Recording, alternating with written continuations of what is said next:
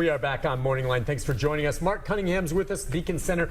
They put out their 11th annual pork report. We're kind of going over that, what they deemed some wasteful spending in the state, and it's still, in their opinion, a lot of it going on. Let's take some more phone calls, if that's okay, Mark. Sounds great. And then we'll get into this. This is our final segment with him if you want to join us. Let's go next to Grady. Hi, Grady. Good morning, Nick. Good morning, Grady. Mr.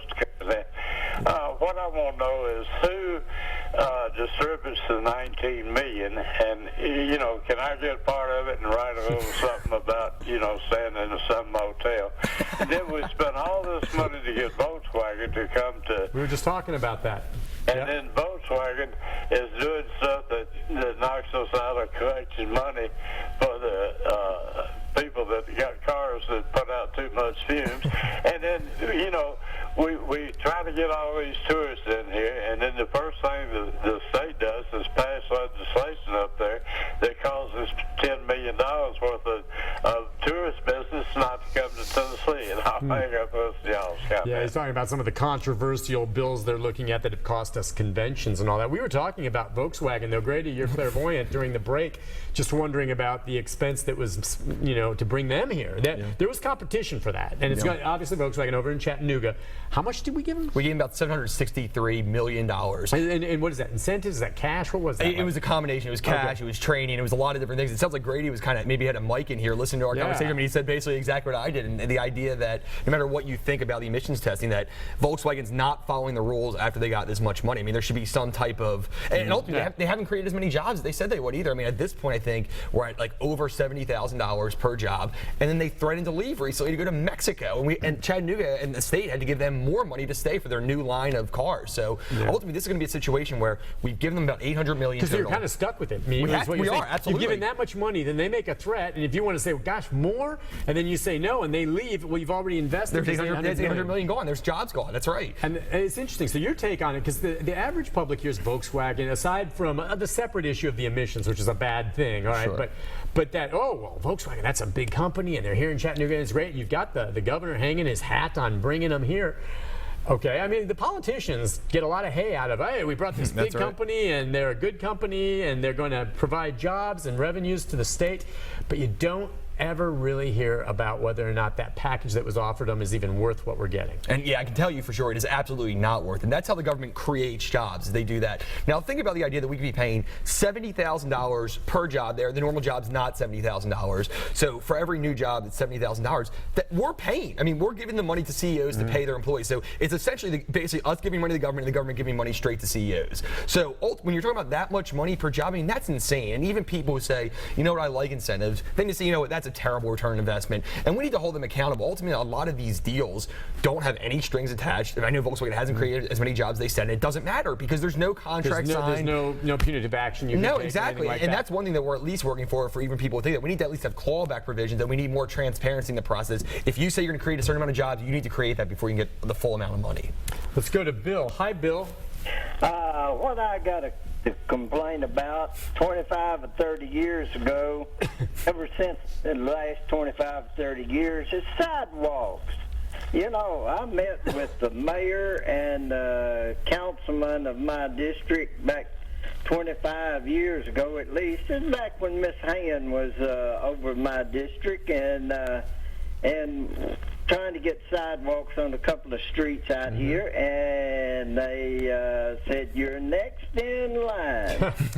Well, next line has never come. We still don't have no sidewalks, and I know there's been a lot of money spent for things I didn't think was worth it, but I didn't complain that much about it. But he is, listen, I appreciate your call, Bill, because he's at the heart of what I think gets on people's nerves. They're willing to spend money, and he's been waiting for sidewalks, and then he sees, as I said, I'm in favor of the arts, but I would rather see this man have his sidewalks after waiting this long than some new art project in town. And so I don't know, the monies may come from different funds, but is that what we're talking about, where, not just that maybe the taxpayer could get a rebate, but that the money could be better spent on a sidewalk for this man's neighborhood. Absolutely, because I mean, infrastructure is a core job of government. So having sidewalks and roads is what they're supposed to do. So granted, I mean, but I would much rather see that money go to his sidewalk than to all this waste. I mean, that is something the government should do, and I mean, that affects his life. I mean, this art, it's okay, maybe it's good and people like it, but I mean, this actually affects this man's life and how he basically everything he does every day. So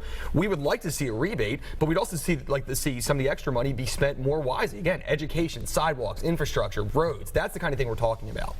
Are there organizations like Beacon? Is that nationwide in each state, or is this unique to Tennessee? So I mean, we are unique to Tennessee, but there is similar type think tanks in other states where maybe they're more free market now. They're not going to be all the same issues, but you kind of have think tanks on both sides. You might have some more liberal ones and some more libertarian conservative ones. So there is ones like us, but we're not part of any other kind of thing. We are one of a kind. Do you ever look at other states? Are there any examples? And I guarantee you there's waste in every single state government. You could probably do a pork report. Well, not probably. You could in every state. Definitely. But are there any states that you guys maybe have looked at or even are aware of, maybe from other groups that do this similar thing, that do it a little bit better? Maybe have a different philosophy about pitching businesses to come to their state, and maybe that means they don't get them all. But I maybe not. I just was wondering, can you give me any examples of maybe some states out there that seem to do it right? So what's interesting is that Texas is actually starting to do that. They're starting to try to get rid of some of the incentives and the corporate welfare that goes to these businesses. And obviously Texas has been very successful in that.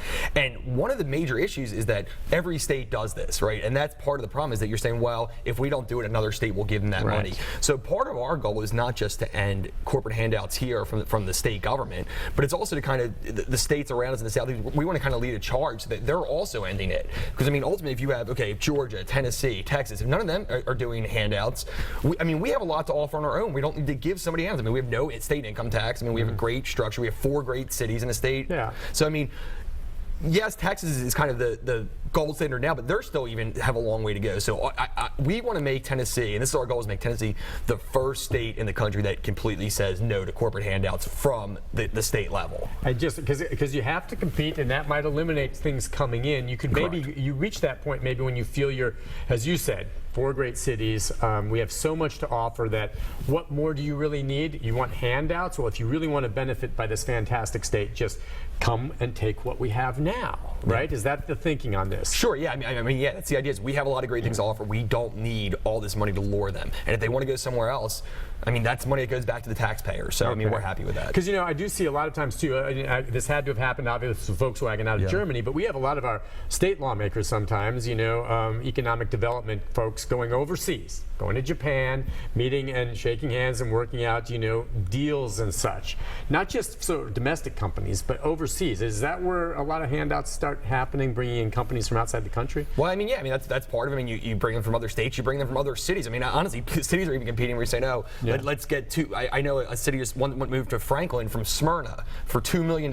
So Smyrna pulled them over. And the idea is, we can at least agree that states should not get money to move from within the state, I think, because I mean they're paying taxes in the state. So by moving them from one part to another part and saying here's $2 million, I mean that's not a good use of our resources. Real quickly, are you convinced that the Music City Center was worth the money spent? I mean, you hear the folks involved saying that they've got the occupancy and the booking and it's on par to exceed expectations. What do you think? Absolutely not. I don't believe a word Megan Barry says when it comes to the Music City Center and the numbers that they're using. They say, oh, there's $2 million or $2 billion in kind of spending. They use these numbers that you can't trace back to the Music City Center, that it brought in this much money. I mean, ultimately, the Music City Center lost tons of money the first couple years. I haven't looked into the individual numbers this year, but based on everything that we know from before and how much it cost, I think it was a terrible investment. We should not have done it. And I think once you see it in a couple of years, you'll see that this was a poor waste of our money. I mean, she can brag about it now, and the council can brag about it now, but ultimately, it was not worth the money spent, and it does not turn to profit. I don't care what they say.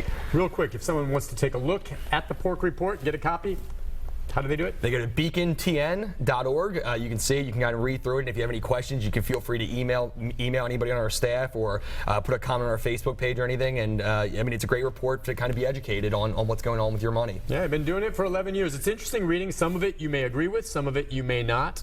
But it definitely raises questions. At least gets you thinking. That's right. And makes you aware of just some of the things that we do spend money on. It's nuts. Hey, listen, Mark, thank you for coming on. Thanks so much for having me on. I appreciate it. Always a appreciated it. pleasure. Well, I'm sure we'll see you again next year at this time. That sounds all right? perfect. All Yeah. right. We'll take a break, be back, and wrap things up with the programming note. It's about next week, right after this. Stay with us.